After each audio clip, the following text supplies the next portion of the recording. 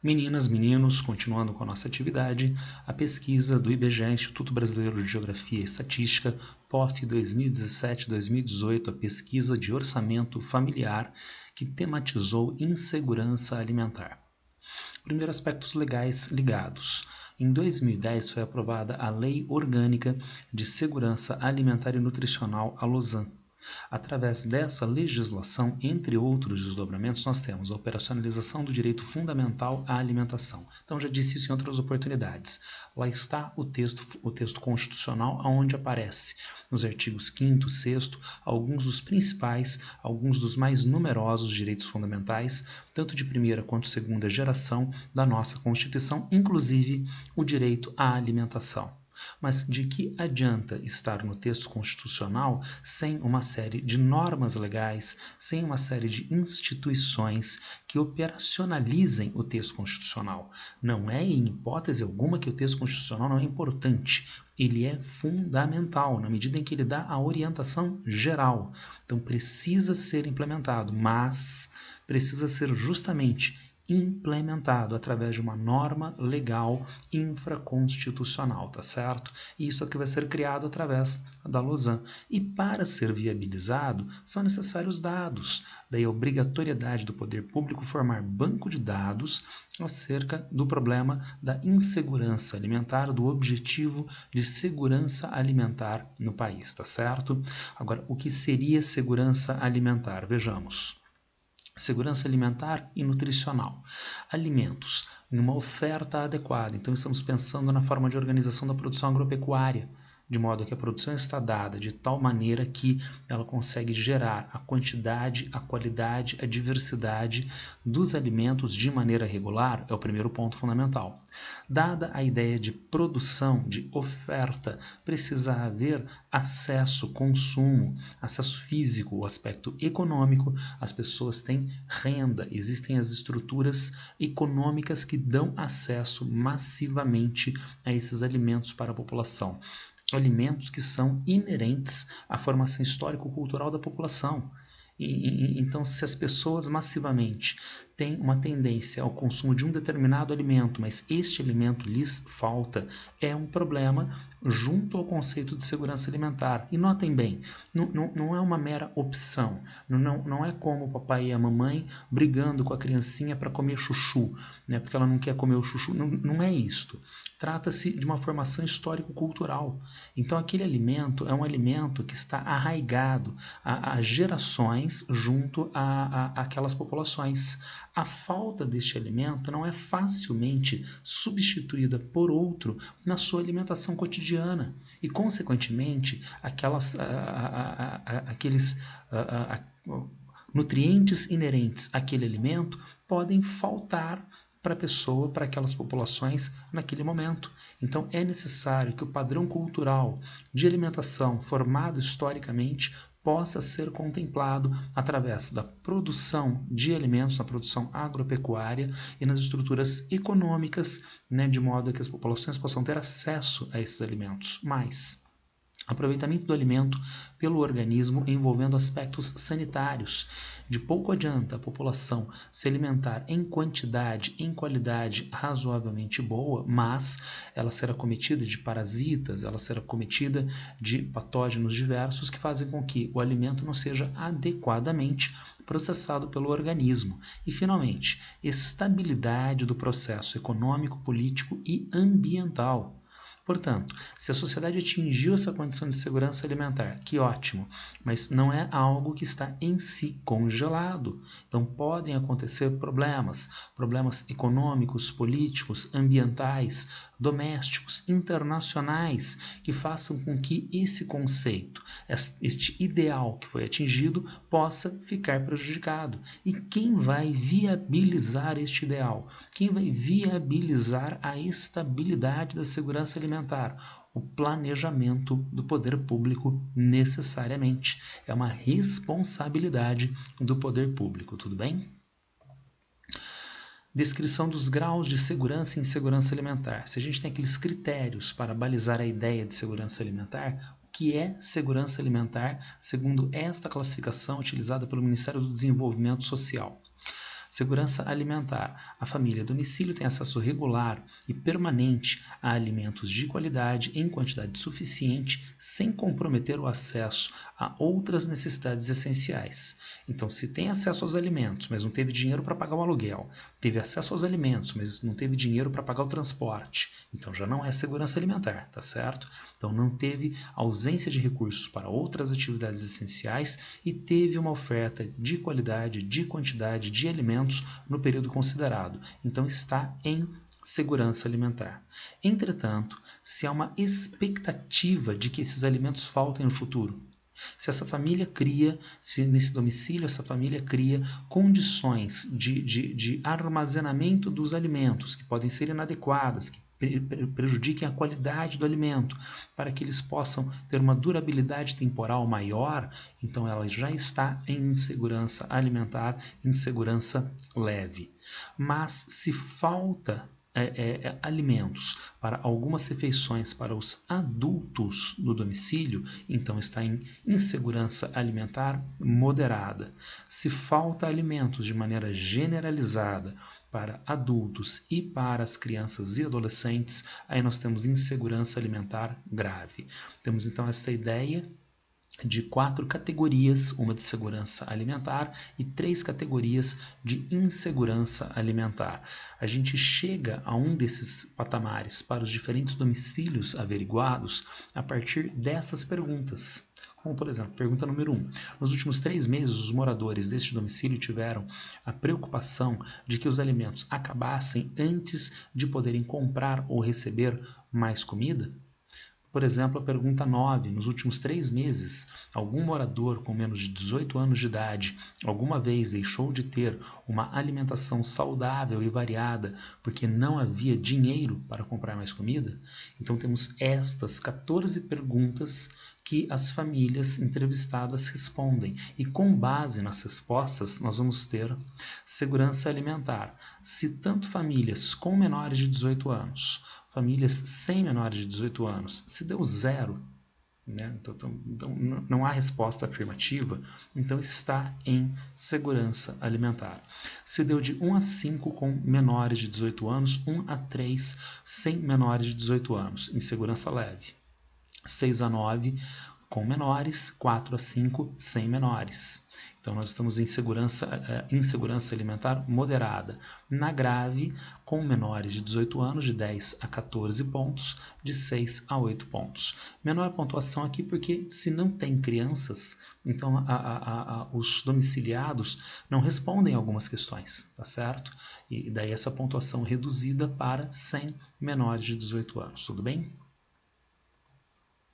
Qual foi o resultado da pesquisa, né, da pesquisa de orçamento familiar de 2017 e 2018? Segurança alimentar, nós temos 63,3% da população brasileira, mas insegurança leve, 24%, 8,1% para insegurança moderada, os adultos não estão comendo regularmente, adultos e crianças não comem, 4,6% da população. Vejam a diferença de população urbana para a população rural. E é interessante ver essa diferença pelo seguinte: primeiro, há aquela ideia tola de agricultura de subsistência. O agricultor, o pequeno produtor que planta para ele comer. Isso não existe. Isto não existe. A agricultura de subsistência é um pequeno produtor descapitalizado, sem recursos tecnológicos, que planta para comercializar. Mas ele não gera rendimentos com a sua comercialização que deem capacidade de investimento no seu negócio, de crescimento da sua atividade. E como nós estamos vendo por aqui, a insegurança alimentar em todas as categorias é maior no campo do que na cidade, menos na categoria leve, mas nas outras é maior no campo do que na cidade. E por quê? Porque a chave aqui é a renda. Nós temos mais população com menos renda no campo, comparativamente à cidade, criando, portanto, uma condição dificultada de acesso a alimentos, mesmo para esta população rural. Agora, o que vai acontecer nas regiões? Vejam que é um diferencial regional forte. Na região norte e nordeste, nós vamos ter segurança alimentar em piores condições do que na região sudeste, do que na região sul, do que na região centro-oeste. Vejam a insegurança alimentar grave, 10,2% no norte, 7,1% no nordeste. Já no sudeste, 2,9%, no sul, 2,2%, no centro-oeste, 4,7%. Então, do ponto de vista regional, como já dava para antever, no centro-sul do país, condições relativamente melhores, apesar de ainda haver, sim, insegurança alimentar nas suas diferentes categorias, mas de uma maneira muito mais grave no Nordeste e na Amazônia. Aqui o IBGE utilizou as macro-regiões e não os complexos regionais. E aqui é que aparece um problema.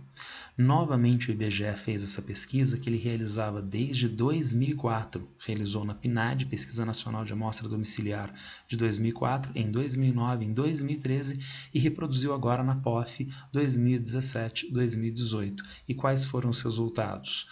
Na PNAD 2004, nós tínhamos segurança alimentar para 65,1% dos entrevistados.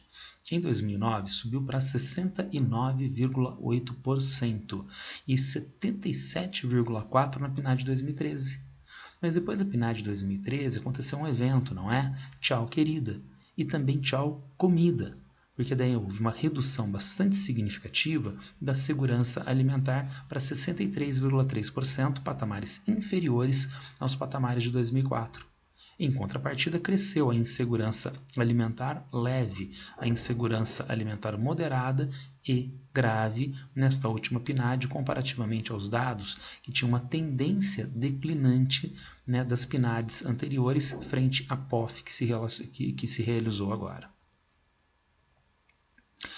Aqui nós temos a distribuição da segurança em segurança alimentar junto a idades. Vejamos, distribuição percentual dos moradores em domicílios particulares por situação de segurança alimentar existente no domicílio segundo os grupos de idade. Notem que nós encontramos populações mais idosas gerando uma condição de segurança alimentar mais forte. Dá para fazer uma ligação com a primeira parte da aula. Então, um aspecto fundamental da segurança alimentar é ter renda para acessar os alimentos e não comprometer outras atividades essenciais das pessoas. Os idosos são contemplados com aposentadoria, eles têm direito à aposentadoria. Consequentemente, há recursos relativamente seguros que vão mensalmente aparecer para essas populações. Quando a família tem idosos, ela consequentemente passa a ter um aporte de renda maior e, consequentemente, tende mais facilmente à segurança alimentar. Essa tabela reforça essa ideia. Vejam vocês. Nós temos segurança alimentar com moradores menores de 5 anos, segurança alimentar com moradores de 60 anos ou mais. Então, a gente vai ter, desde a PNAD 2004 até a POF 2017-2018, né, sempre uma tendência, na comparação, uma condição melhor para as famílias que têm moradores com 60 anos ou mais. Daí, lembrem-se da primeira parte da aula, as discussões que estão sendo estabelecidas agora no governo federal, Poder Executivo, no Congresso Nacional, sobre a possibilidade de redução de benefícios previdenciários para a formação do Renda Brasil. A ideia de reforma da Previdência, que onerou e a longo prazo vai mostrar os seus efeitos à população mais idosa e, portanto, criando dificuldades de acesso a esses recursos previdenciários, a gente vai ter uma tendência maior de insegurança alimentar junto a essas famílias mais pobres. Temos aqui um outro dado importante, interessante. Vejam quanto que a participação percentual das despesas selecionadas no total das despesas de consumo por situação de domicílio e situação de segurança alimentar existente no domicílio. Em segurança alimentar, quanto que a família dedica, em média, à alimentação? 16,3%. Só que na hora que a gente vai avançando para a insegurança alimentar leve, moderada e grave, há um comprometimento cada vez maior da renda familiar com a alimentação. Então, um percentual maior da renda da família fica comprometido com a alimentação. Consequentemente, não sobram recursos para outras atividades essenciais, para outros compromissos essenciais. Nisto, a família já entrou em insegurança alimentar leve, tá certo? Agora, como a renda é fundamental e daí há uma tendência de famílias de baixa renda, resultado, ela também tende facilmente à insegurança alimentar grave. Mas ainda agora na Covid-19, lembrem-se, a pesquisa de 2017-2018, a pesquisa não é deste ano de 2020. Então, neste ano, com a Covid-19, com o avanço do desemprego, é mais do que necessário a ideia de programas de transferência direta de renda para dar suporte para as famílias. Não só o auxílio emergencial, que já está em diminuição dos valores agora no final do ano, e nas famílias que podem acessar. Mais do que isto, porque as consequências econômicas da Covid-19 só vão começar a aparecer mais fortemente agora no final do ano e no começo de 2021. E, portanto, é fundamental que essas famílias tenham acesso a recursos financeiros para que elas não fiquem em uma situação de exposição, de vulnerabilidade quanto aos alimentos. Então, o que fazer para resolver estes problemas de forma estrutural de longo prazo? Vejamos. Primeiro, básico, e lembrem-se do primeiro quesito da segurança alimentar, oferta. Então, há necessidade de fortalecimento da agricultura familiar e da reforma agrária, com financiamento, com assistência técnica, com formação de bancos de sementes, para que haja, então, uma produção rural de qualidade, de diversidade, ligada às bases históricas alimentares da população brasileira e que dê, portanto, o aporte físico, material de alimentos para a população. Ainda mais, fortalecimento de comunidades ou grupos vulneráveis, índios, mulheres, que nós vimos na parte intermediária da apresentação, na discriminação objetivamente dada, junto a mulheres, junto a negros na sociedade brasileira. São grupos vulneráveis, são vulneráveis no que diz respeito ao mercado de trabalho, são vulneráveis no que diz respeito à violência urbana e também no que diz respeito à alimentação. Então, há que se ter cuidados especiais em relação a esses grupos. Formação de estoques reguladores. Em uma sociedade capitalista, isso é fundamental. Quando existe superoferta de um determinado produto, isso vai prejudicar o produtor rural e o próprio ideal de segurança alimentar. Porque com superoferta do produto, o preço diminui e prejudica as condições de investimento, de manutenção da produção pelo produtor rural. O governo tem que atuar nesse caso, comprando os excedentes e guardando em estoques reguladores. E quando há algum problema de oferta, problema climático, problema internacional, problemas políticos, há os estoques constituídos e esses estoques podem ser desovados regulando a oferta, de modo a que o produtor rural fica protegido e o consumidor dos alimentos tende também a maior proteção. Sustentabilidade ambiental.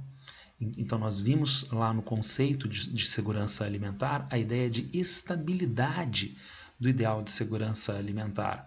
E, do ponto de vista ambiental, isso toma chave, porque se há uma degradação ambiental de monta, então não há mais condições físicas no meio à nossa volta para a produção, entre outros, dos alimentos. Políticas de distribuição de renda e redução das desigualdades. Renda é fundamental para as pessoas acessarem as mercadorias que são comercializadas como alimentos. Se a concentração de renda, se a permanência da pobreza, da miséria, então há uma tendência de insegurança alimentar. E, finalmente, investimento com geração de emprego e renda. Nós vimos na primeira parte da apresentação que a redução da desigualdade de renda no Brasil foi mais forte nos anos 2000 por causa, sim, dos programas de transferência direta de renda, como é o caso de aposentadoria, como é o caso de Bolsa Família. Mas o fator mais importante foi o crescimento econômico com geração de empregos de qualidade e crescimento real do salário mínimo acima da inflação, com políticas de valorização do salário mínimo. Desta forma, há um crescimento da renda junto às populações mais pobres, que diminui a desigualdade de renda na sociedade e dá mais segurança a essas populações, inclusive para acesso à alimentação. Tudo bem? Uma apresentação bastante longa, eu dividi em 3 partes, mas é um assunto da maior importância, ao mesmo tempo da maior complexidade. Insisto, se alguém tiver algum problema, alguma dúvida, me acessa nas redes sociais. Era isso por hoje, abraço para todo mundo e boa sorte.